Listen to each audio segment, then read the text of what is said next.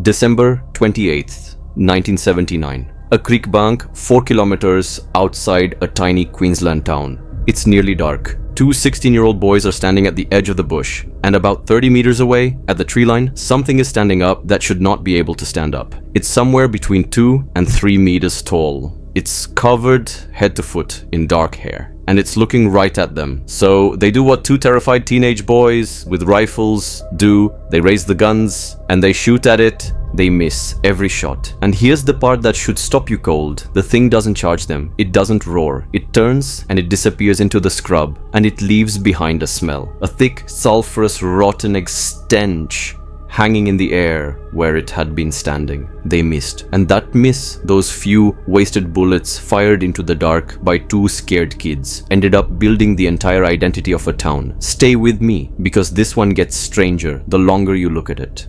Within a single year, that town bolted a giant statue of a hairy beast onto a plinth in the middle of its square. They named their football team after it. Their bakery started selling a loaf shaped like it. There's a Yowie coffee, a Yowie burger, a Yowie park. A town of 2,000 people decided to brand its entire existence around the monster two of its children once tried to gun down. And then the story takes a turn nobody saw coming, because decades later, that statue, bolted down, secured to its plinth, vanished overnight, gone. An empty pedestal where Australia's Bigfoot used to stand. Who steals a bolted down monster?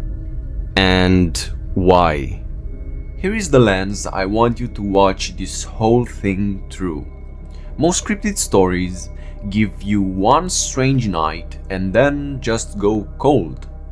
This one never got cold. It has been hinting something for 45 years. Like everyone knows the Yahweh is still out there.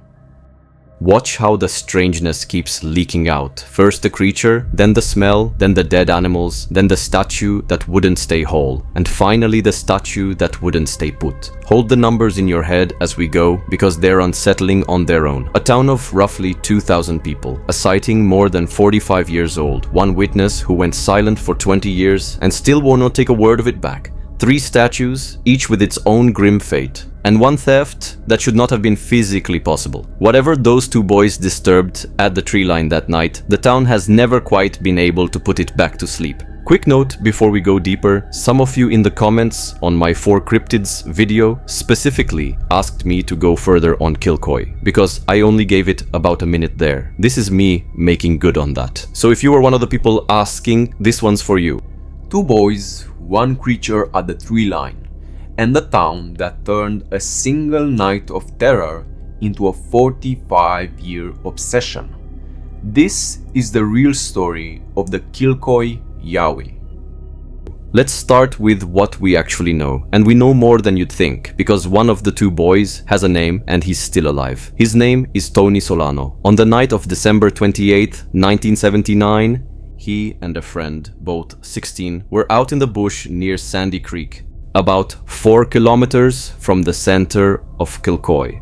They saw it at the tree line, tall, dark, hair-covered, and in that first jolt of fear, they fired. The bullets missed and the creature took off. What they did next is the part I keep coming back to. They didn't run for the car and floor it home. They spent the entire night out there, sitting wide-eyed beside their loaded guns, waiting for the sun. Only at first light did they leave the campsite to go raise the alarm. And then, days later, they came back. They came back to the place that had terrified them, and they brought their biology teacher with them. Out there in the quiet, the 3 of them pressed plaster into a footprint that Solano says was enormous, and the boys posed beside it for the local paper, looking, in the words of one account, suitably afraid.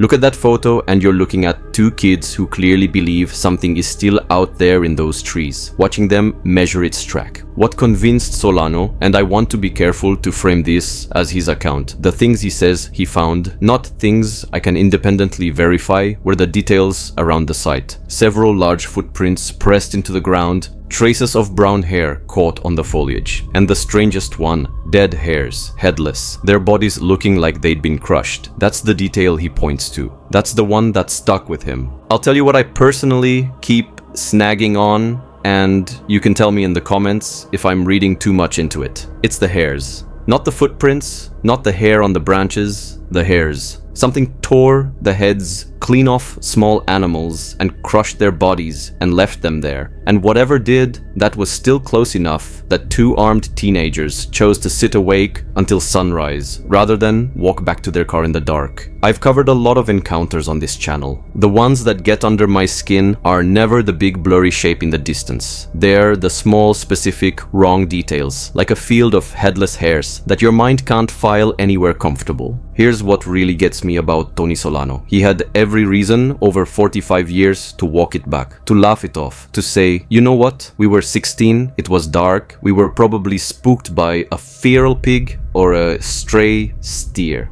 People do that. Memories soften. Stories get embarrassing. He hasn't. In fact, he barely talks about it at all anymore. He went roughly 20 years without speaking about it in any detail. But when a reporter finally got him on the subject recently, here's what he said. To this day, he's still convinced. Take it to my grave, he said. That's the whole quote. Take it to my grave. And the saddest, most human detail in the entire story is this. The plaster cast, the one piece of physical evidence those boys made with their own hands, is gone. Solano doesn't have it anymore. It went missing somewhere across the decades, lost during a string of house moves, the way ordinary life swallows ordinary objects. The single artifact that could have meant something just got misplaced between one address and the next.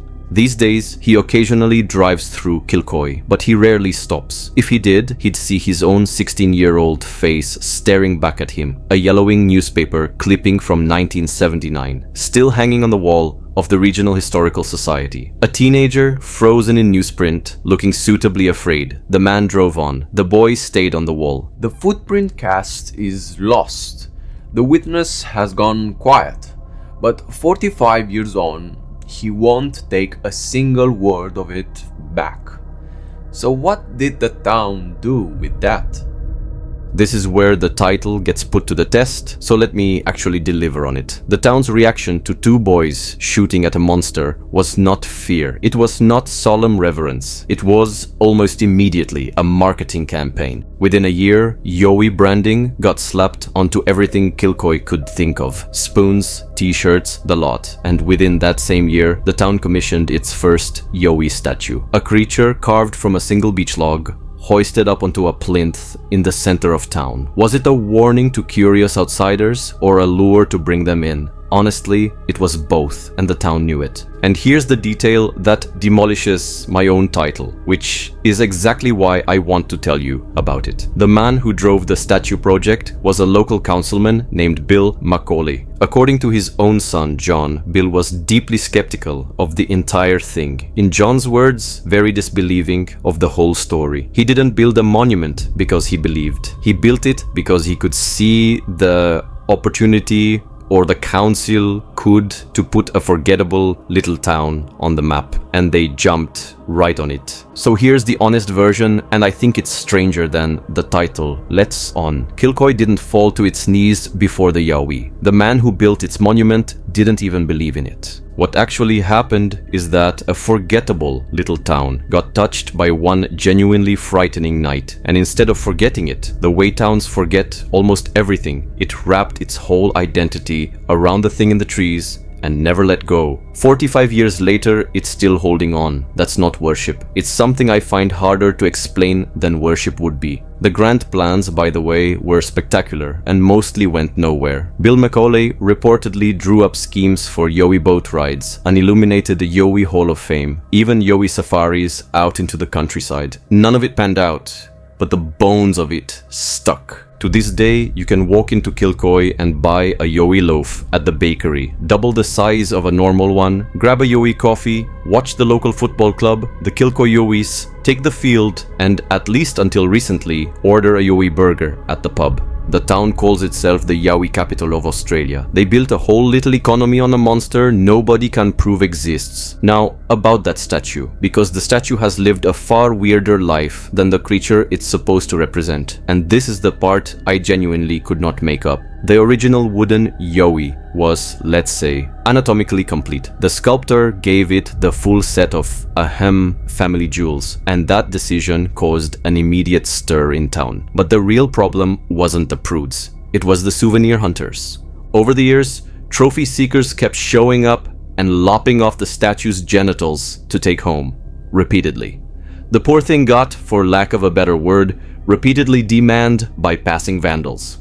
Between that and the brutal Queensland sun, the first wooden yowie eventually rotted away. They replaced it with a second wooden version. Same fate, it rotted, and the souvenir hunters went back to work. So finally, the town gave up on realism entirely and installed a fiberglass replica that was, mercifully for everyone involved, gender neutral. No more jewels to steal. And the town's sense of humor about all this is, frankly, magnificent. Because every year, on Father's Day, the locals reportedly tie a water balloon between the gender-neutral statue's legs, just to, in the spirit of the occasion, reaffirm its manhood for the day. That is not worship. That is something much better. That's a town that loves its monster enough to make a running joke of it for 45 years. If your town has a strange monument with an even stranger story behind it, I genuinely want to hear it. Drop it in the comments, because this exact flavor of small town weirdness is most of why I make this channel. And if you're new here, and this is your kind of thing, you know what to do. Now back to that empty plinth, because I still haven't told you where the statue went. March 2022. The residents of Kilcoy wake up one morning and the yowie is gone. Not damaged, not vandalized, gone. The entire fiberglass statue, which was, remember, securely attached to its plinth, had been removed overnight and taken clean away. An empty pedestal in the middle of town, where Australia's most famous monster had stood watch for decades. The theft made the regional newspaper, and then it traveled. The story of the stolen Bigfoot statue got picked up internationally, and the local reaction tells you everything about how the town feels about this thing. The mayor of the surrounding Somerset region at the time, Graham Lehman, was quick to defend his own. It had to be out-of-towners, he reasoned. He didn't think the locals would ever try to destroy a piece of their own heritage. The yowie, he said, had been an icon to Kilcoy for a long, long time. Sit with the strangeness of that for a second. Who steals a bolted-down fiberglass Bigfoot in the dead of night? It takes effort. It takes planning. You don't walk off with something secured to a concrete plinth on a whim. And to this day, as far as I can find, it was never recovered, and the case was never solved. So the story that began with two boys firing into the dark in 1979 ends, for now, with another unanswered question. The creature vanished into the scrub once. 43 years later, its statue did the exact same thing. Bolted to its plinth and gone by morning. Went missing all of a sudden. But the 1979 sighting wasn't even the beginning of the story. The Yahweh was here long before the two boys. Here's what I think most people get wrong about Kilcoy. They treat 1979 as the start. It wasn't. Those two boys didn't invent the yowie of Kilcoy. They walked into a story that was already thousands of years old. More than a decade before the 1979 sighting, an Aboriginal elder named Uncle Willie Mackenzie, known to the Jinibara people as Garabau, told the story of the yowie to a doctor named Lindsay Winterbottom, who was making audio recordings of indigenous culture. And the story he told is, I think, one of the most haunting origin tales in all of this. The yowie, in Gairabau's telling, was once a famed hunter, so skilled at providing for the Jinibara people that they honored him with a black possum skin cloak. But he became an outcast. He stole a beautiful woman who had been promised in marriage to another man, and when he refused every demand to return her, the elders sang a song over him. A song that condemned him to live forever as a great hairy creature, wandering the Jinibara lands around what we now call Kilcoy. I treat that tradition with respect, and I think it matters enormously here. The creature those boys say they saw was, in the eyes of the land's traditional custodians, already living there long before anyone built a town, let alone a statue. And 1979 itself wasn't a single isolated event. That same December, in the same general area, a couple named Leo and Patricia George reportedly came across the carcass of a mutilated kangaroo. and claimed the thing responsible was standing only about 40 feet away. They described it as roughly 10 feet tall and covered in hair, and they said it stopped to stare back at them. I'll flag that one as a secondary account. It's less documented than Solano's, but the timing is striking, and the encounters never stopped pointing back to that part of the country. One man made it his life's work. Rex Gilroy founded an Australian Yowie research center in 1976 and spent nearly 50 years, right up until his death in 2023, chasing the thing across the bush. By the end, he had amassed over 200 plaster casts of footprints and logged more than 3,000 reported encounters. 3,000. Those are his own figures. And Gilroy was a divisive character, so take the exact count with a grain of salt, but sit with the shape of it. One man, 50 years, 200 casts of a foot that officially belongs to nothing. Whatever is or isn't out there, something kept enough people scared enough for long enough to fill a lifetime of files. There's one more person I have to bring into this, because the strangest endorsement of the Kilcoy Yowie comes from a man who doesn't even believe in it. John Macaulay, son of the councilman who built the first statue, has lived in Kilcoy for most of his 80+ years and somehow became the town's resident Yowie expert, giving talks to busloads of tourists. And he'll tell you straight that he's never been convinced the creatures are real. But then he says, the thing that I cannot get out of my head. It's just the sheer number of them, he muses. The sightings, the reports, the encounters that keep coming, decade after decade, from people with no reason to lie. The town's own skeptic, the man who should be the easiest to convince of nothing, can't quite close the door. Maybe they don't exist, he allows. But then again, maybe they do.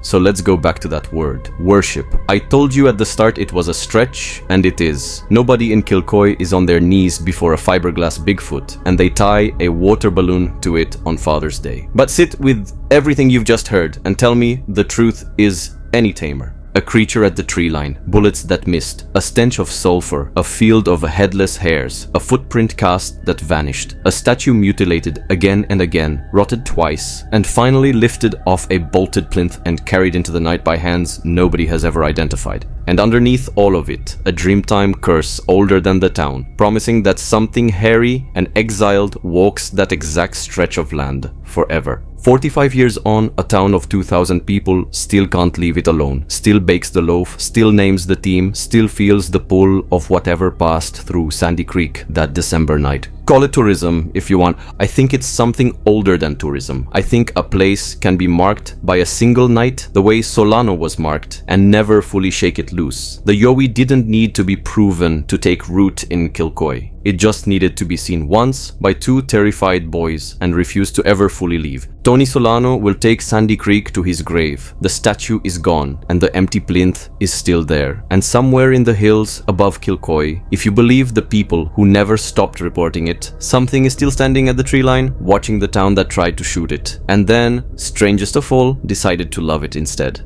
I've got a Tom Slick piece in the works next. The story of a millionaire who poured a fortune into actual organized expeditions, hunting creatures exactly like this one. Very different kind of believer, very different kind of bank account.